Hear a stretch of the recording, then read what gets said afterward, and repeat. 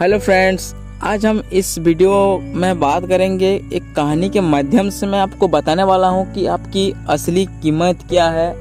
अगर आप डीमोटिवेट हैं, अगर आपका माइंडसेट इधर उधर हो रहा है, किसी पे फोकस के साथ अगर आप काम नहीं कर पा रहे हैं, तो आप इस कहानी को ज़रूर सुने और लास्ट तक ज़रूर देखें। ओके, तो कहानी स्टार्ट होती है गौतम बुद्ध से। गौतम बुद्ध से एक बार उनके प्रिय शिष्य ने पूछा, जीवन का असली मूल्य क्या है? जीवन का मूल्य क्या है? तो बुद्ध ने उसे एक चमकता हुआ पत्थर दिए और बोले, इसका कीमत तुम पता करके आओ, पर इसको बेचना नहीं है, आप जाके इसका कीमत पता करके आओ। तो उनके कहने के मुताबिक शिष्य ने उसको बाजार में ले गया और एक अमरूद जो बेचता है वहाँ पे गया और उसको पूछा, इसका कीमत क्या है?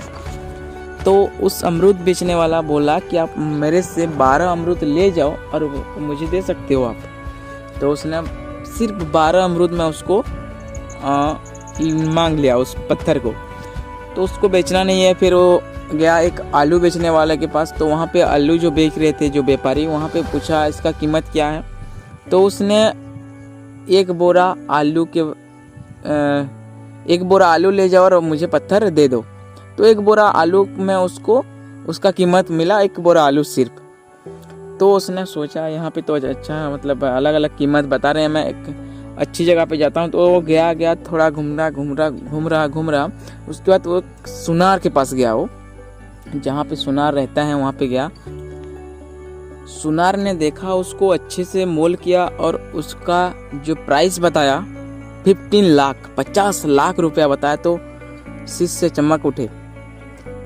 तो उसने बोला कि वहाँ तो मुझे बाजार में एक बोरे आलू में बोल रही थी इसका, आप 50 लाख कैसे बोल रहे हो? तो ये बट उसने बोला कि ठीक है, आप मुझे 50 लाख दे दो, मैं उसको ले जाता हूँ। तो उसको बेचना नहीं है शिष्य को। तो किसी तरह से वहाँ से वो निकल गया। फिर उसने एक जहाँ पे हीरा जौहरी के पास गया, जहाँ पे ज्वेलरी वगैरह रहता है, वहाँ पे गया। तो वहाँ पे गया, उसके बाद दिखाया जिसको जौहरी ने पहले उसको देखा, तो पहले उसको लाल कपड़ा में बिछा दिया और उसके ऊपर रखा उस पत्थर को। और उसने जो कि रुई थी, जो उस पत्थर को एक रुई के ऊपर रखा और उस पर रखकर उसकी परिक्रमा की और माथा टेका। फिर कहा, उस जौहरी ने उसका और जांच किया पत्थर का। फिर कहा, कहाँ से ले आई ये बेशकीमती रुई? इस पूरे राज्य को बेचकर भी इसकी कीमत नहीं लगाया जा सकता। हैरान परेशान शिष्य बुद्ध के पास पहुंचा और सारी बातें बताई वहाँ पे।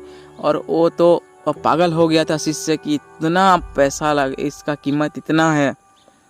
बुद्ध ने कहा, जीवन एक रुई है, पर ध्यान रखना कि सामने वाला अपनी हैसियत, अपने ज्ञान और अपनी समझ से ये तुम्हारी कीमत लगाएगा। अक्सर बहुत सारे लोग वहीं पे परेशान हो जाते हैं, जहाँ पे अगर लोग किसी अलग पर्सन अगर आपको कोई बोल रहा है कि भाई तो ऐसा है तो ऐसे कर नहीं सकता, तो इसमें लोग डीमोटिवेट हो जाते हैं। तो ये कहानी उन लोगों को प्रेरणादायक होगा कि दोस्त, आपका कीमत उस रुई के बराबर है। आपको कोई भी खरीद नहीं सकता है। आप जो चाहे वो कर सकते हैं, बट आपको उनके बातों में उलझा रहना नहीं है। अगर कोई बोलता है आप अच्छे नहीं हो, तो उसका अगर आप रिएक्ट करोगे तो मान लो आप अच्छे नहीं हो, अगर आप रिएक्ट नहीं करोगे तो अच्छे हो आप। क्योंकि अगर यहाँ पे मैं ऐड करता हूँ एक कहानी, जैसे अगर मान लो कोई बिक रहा है, जैसे आलू आपको कोई दे रहा है 1 किलो, तो आप ले रहे हो तो आपके पास आएगा। अगर नहीं लिया तो किसके पास रहेगा? जो बिक रहा था उसी के पास। तो वो अगर बोलता है तो आप उसको सुनना नहीं है, उसी के पास रह जाएगा। अक्सर हम हताश हो जाते हैं जब कोई हमारी सही कीमत नहीं आंकता। ओके, ऐसा होता है। अली बाबा के संस्थापक और दुनिया के सबसे अमीर लोगों में एक जैक मा का हार्वर्ड यूनिवर्सिटी ने 10 बार दाखिला देने से मना किया था। नौकरी के लिए वो 30 से ज़्यादा बार ठुकरा गए, मगर जैक मा ने अपनी निगाहों में अपनी मूल्य कभी कम नहीं होने दिए। वार्नर शो की एक चेतावनी अक्सर देते हैं, आपको आंकने की कोशिश करने वाले हजारों मूर्ख हैं, आप उन मूर्ख में शामिल नहीं होना है, उन मूर्खों में आपको जाना नहीं है। तो अगर आपको कहानी अच्छा लगा तो एक लाइक ज़रूर करना, सब्सक्राइब करना चैनल को, क्योंकि न्यू चैनल है, इसको आपका सपोर्ट चाहिए। आप एक सब्सक्राइब जरूर करना और नोटिफिकेशन बेल को ऑन करना ताकि मेरा जो नेक्स्ट वीडियो है फटाक से आप देख सकोगे। ओके, मिलते हैं नेक्स्ट वीडियो में। ओके।